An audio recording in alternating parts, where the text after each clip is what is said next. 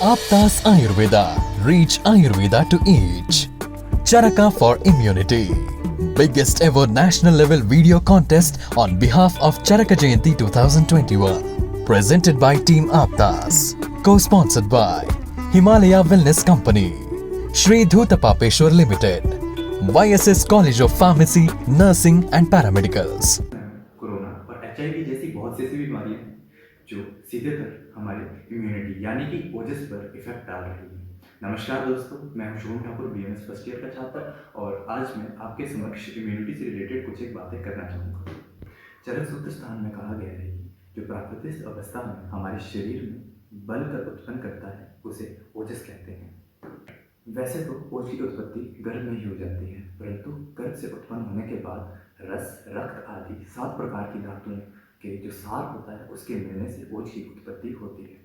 अब एक एग्जाम्पल लिया जाए तो कह सकते हैं जिस प्रकार एक भौरा अपने फूलों का रस को चूस कर मधु का निर्माण करता है, उसी प्रकार जो मनुष्य होता है वो अपने जीवन के कर्मों को मिला करके ओज का निर्माण करता है। ओज के क्षय होने पर मनुष्य भयभीत हो जाता है।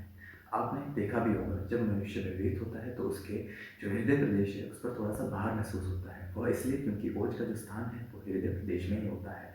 जो मनुष्य होता है उसका वर्ण और रंग बदल जाता है। अब आती हैं कुछ एक ओजवर्धक क्रियाएं, जैसे कि जो भोजन करने की विधि है।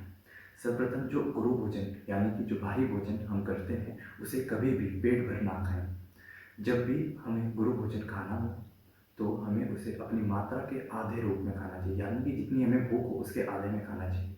और जो हल्का भोजन हो उसे भी कभी भी पेट भरकर नहीं खाना चाहिए। और कुछ एक प्राकृतिक क्रियाएं जैसे कि व्यायाम, जो कि अनुलोम विलोम और कपालभाति जैसे ऐसे कुछ एक व्यायाम हैं जिनसे हम अपने ओजस को निरंतर तौर पर बढ़ा सकते हैं।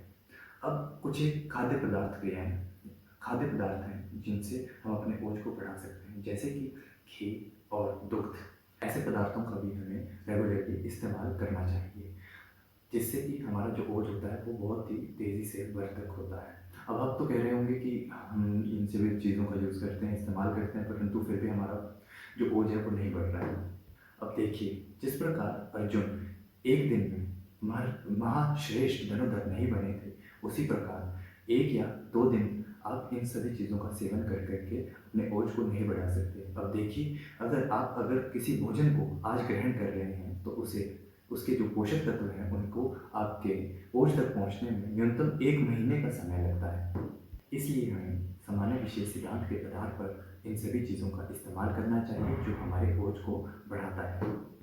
अब कुछ एक ऐसे द्रव्य हैं जिनका हमें इस्तेमाल करना चाहिए खलकपूत न्याय सिद्धांत के आधार पर, जैसे कि गुरुची, गिलोय और आपकी काकोली। इन चीज़ों का हमें बहुत ही सहज रूप से इस्तेमाल करना चाहिए, और आपका च्यवनप्राश, इसका भी हमें इस्तेमाल करना चाहिए। Subscribe and share this video to all and join hands with us to reach Ayurveda to each.